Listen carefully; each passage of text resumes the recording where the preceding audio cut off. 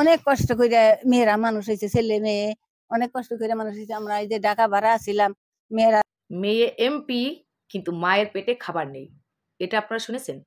হুম, এটা বাস্তব কথা, একটা কথাও মিথ্যে না। আমাদের বাংলাদেশের এমপি মমতাজ একজন শিল্পী, গায়িকা, নামকরা গায়িকা, সারা বিশ্বের লোকে কিন্তু তাকে চেনে। কিন্তু তার মা কিন্তু ভাঙা কুঠিরে থাকে এবং না খেয়ে থাকে। এটা কেমন সমাজ? একজন এমপির মা যদি পেটে খাবার না পায় তাহলে সে জনগণের সেবা করবে কি করে? কি আপনারা কি ভাবছেন আমি মমতাজ আপার নামে বদনাম করছি? না, একটু বদনাম করছি না। দেখেন, মমতাজ আপার গান কিন্তু আমার প্রচণ্ড ভালো লাগে, ছোটোবেলা থেকে শুনছি ওনার গান খুব ভালো লাগে। কিন্তু এমপি হিসেবে সে ভালো না মন্দ সেটাও আমি বলতে পারবো না, সেটা আমার বলার অধিকার নেই। আমার যেটা বলার দরকার সেটা হচ্ছে যে একজন এমপির মা কি করে না খেয়ে দিন যাপন করে। এক সময় কিন্তু এই মমতাজ আপার সৎ মা, আমি ভিডিও ক্লিপিং অবশ্যই দেখাবো, এই সৎ মা মানে মমতাজ আপার বাবা আগেই নাকি বিয়ে করেছিল, তারপরে কিন্তু মমতাজ আপার মাকে বিয়ে করেছিল। এই মা কিন্তু মমতাজ আপাকে কোলে কাকে করে মানুষ করেছে। কিন্তু আজকে সেই মা ছোট্ট কুঠিরে থাকে আর সেই মা না খেয়ে থাকে, এটা সত্যি একটু ভাবার বিষয় না? আজকে মমতাজ আপার সংসদ ভবনে যে বড় বড় ডায়লগ, বড় বড় আহ, নামি দামি কথাবার্তা, তারপর গান বাজনা কত কিছু বলে, কিন্তু নিজের মায়ের পেটে কেন খাবার নেই মমতাজ আপা? সেটাই তো দর্শকের জানার খুব ইচ্ছা। আজকে কেন আপনি এমপি হতে পারলেন না? দেখেন, একটা পরিবারে যদি কোনো রকম কোনো আম, মানে গ্রামে যখন একটা পরিবারের সালিশি বসায়, তখন কিন্তু সেই পরিবারের লোক যদি ওই সালিশি এলার লোকেদের সামনে যদি নিজেদের কথা বলে দেয় যে এরকম এইরকম কাজ করে, তখন কিন্তু সেই সালিশিতে জেতা যায় না। সেরকম কিন্তু আমাদের মমতাজ আপার সাথে হয়েছে। মাকে যখন জিজ্ঞেস করা হয়েছে তুমি কাকে ভোট দেবে, সে বলেছে স্বতন্ত্র পার্টিকে, বলেছে আমি মমতাজকে ভোট দেব না। একটা মা কত কষ্ট পেলে নিজের মেয়েকে ভোট দিতে চায় না বলুন তো আপনারা?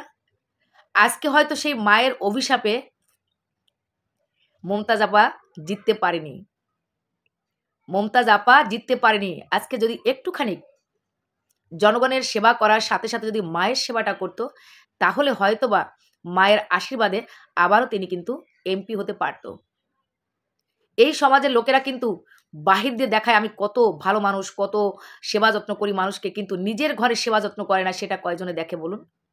আজকে সেই মা প্রমাণ করে দিল যে মমতাজ কিন্তু আমাদের কখনো দেখিনি, এবং সে স্পষ্ট গলায় বলে দিল যে না, আমি তাকে ভোট দিব না, আমি তাকে ভোট দিব না। এই মা একসময় কষ্ট করে ভাড়া থেকেছে, ছেলে মেয়েদের অনেক কষ্ট করে মানুষ করেছে, সেই মায়ের মুখে কথাগুলো শুনলে মনে হয় বেশি ভালো হয়, তাই না? তাহলে চলুন আমরা মায়ের মুখে কথাগুলো শুনে নিই। মমতাজ আপা, এই কাজটা কিন্তু আপনি একদমই ঠিক করেননি। আগে নিজের পরিবারের সেবা করা শিখুন, তারপরে তো জনগণের সেবা করবেন, তাই না? হয়তো আজকে আপনি বড় গায়িকা ছিলেন, ভালো গান গাইতে পারেন, তার জন্য হয়তো বা আপনি এমপি হতে পেরেছেন, কিন্তু কোয়ালিফিকেশন অনুযায়ী কিন্তু আপনার এমপি হওয়া সাজে না, বা আপনি সংসদ ভবনে গিয়ে ওই যে বড় বড় লোকদের সামনে কথাবার্তাগুলো কিন্তু বলার সেই কোয়ালিটি বা সেই ক্রিয়েটিভিটি আপনার ছিল না। কিন্তু তৈরি হয়েছিল কিভাবে? আপনি একজন শিল্পী, শিল্পীকে সবাই ভালোবাসে, একজন গায়িকাকে সবাই ভালোবাসে, সেই গায়িকা হিসেবে হয়তো বা আপনি আজকে এতদূর পৌঁছতে পেরেছিলেন, কিন্তু মেয়ে হিসেবে কিন্তু আপনি ভালো ছিলেন না। যদি ভালো থাকতেন তাহলে মাকে সেবা করতেন, ভাই বোনদের সেবা করতেন, নিজের আত্মীয় স্বজনদের সেবা করতেন, তাহলে আজকে মা কিন্তু কুঁড়ে ঘরে বসবাস করতো না। বুঝতে পেরেছেন? যাই হোক বন্ধুরা, সেই মায়ের মুখে কথাগুলো শুনে নেন। আজকে আমি এখানেই অফ হয়ে যাচ্ছি, শুধু মায়ের মুখের কথাগুলো আপনারা শুনে বিচার করুন যে আমাদের মমতাজ আপা যেটা করেছে সেটা ঠিক করেছে কিনা। অনেক কষ্ট করে মেয়েরা মানুষ হয়েছে, ছেলে মেয়ে অনেক কষ্ট করে মানুষ হয়েছে। আমরা এই যে ঢাকা ভাড়া আছিলাম, মেয়েরা এই যে বিদেশে ছেলেগুলোর সাথে মেয়েকে বিয়ে দিছি। এই যে অনেক কষ্ট দুঃখ করে তারপরে যেমন এই যে আমি বাড়ি দর্শক, নাম তার বাদশা, চালায় রিক্সা, নাম তার রাজা, কিন্তু কাজ করে মাটি কাটে। তো বিষয়টা এরকম, ওনার মেয়ে এমপি, বাট উনি একটি ভাঙা ঘরে থাকে, ওনার ঘরের পাশেই বাথরুম।